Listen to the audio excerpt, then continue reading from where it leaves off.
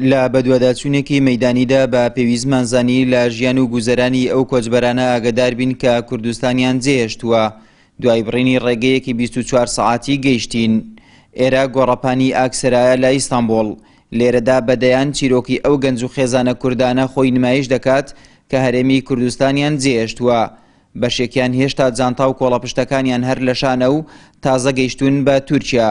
بەشێکیشیان زیاتر لە مانگێکە لێرە ماونەتەوە بەبێ ئەوەی چارەنووسیان دیار بێت.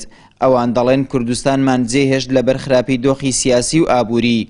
لێرەش قاچاقچیەکان مامەڵە و بازرگانیمان پێوە دەکەن. بەکارەکەی ئەوەیە ژیانی تێدا نەماوە. ژیانەکە لێستادا ژیانەکان بۆ مەسوولەکانە مەش 4 ساڵ 5 ساڵە پێشمەرگەم بە 4 مانگ 5 مانگ معاش وەردەگرین. ئەمەی تێدا دەچین ئەوە سەرکردەکان دەخۆن. مادەم وایە بۆ چێمە لەوێ ژیان بکەین. گەنج لەوێ هیچ مافێکی نییە. ئەوەی مافی نەبێ گەنجە لەوێ. لەو بەر ئەوەیە هەڵدێن بەرەوە ئەوروپا بەڕێ دەکەن بۆ بە دوای ژیانیش خۆشدا بگەڕێتەکانی ڕێگای مەرگایە.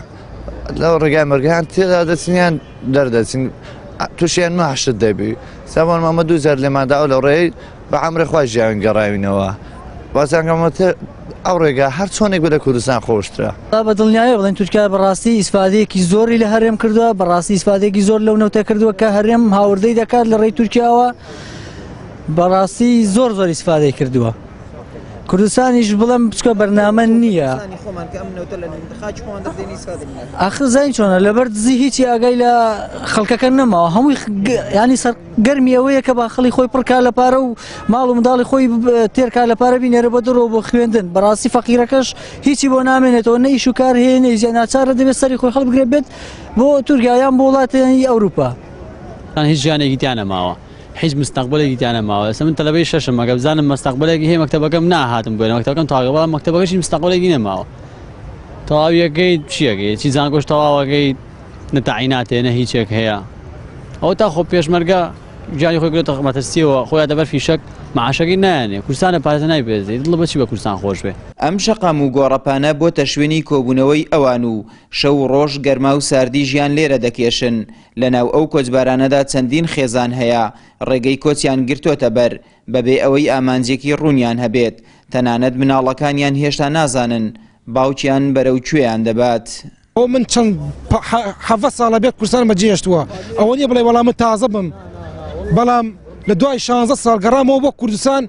1 ساڵ لە کوردستان بووم هەر ژیانی تیانە بوو ماڵ و منداڵ و خێزانم هەمووی هێناوەتە دەرەوە. ئینشاءالله کوردستان بەجێ ئێڵم و بەحاتی ناگەڕێمەوە بۆی.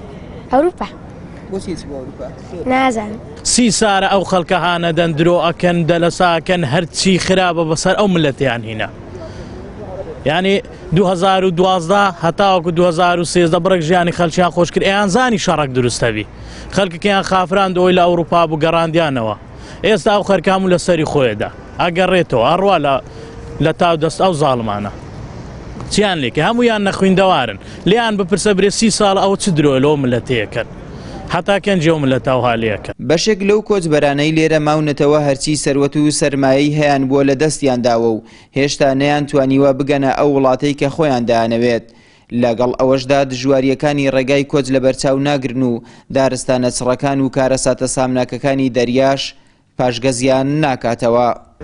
کۆی داهاتەکانی هەرێمی کوردستان و گرێبەستە نەوتیەکان نەیتوانیوە ژیانێکی خۆشگوزەران بۆ هاوڵاتیانی ئەو وڵاتە دابین بکات.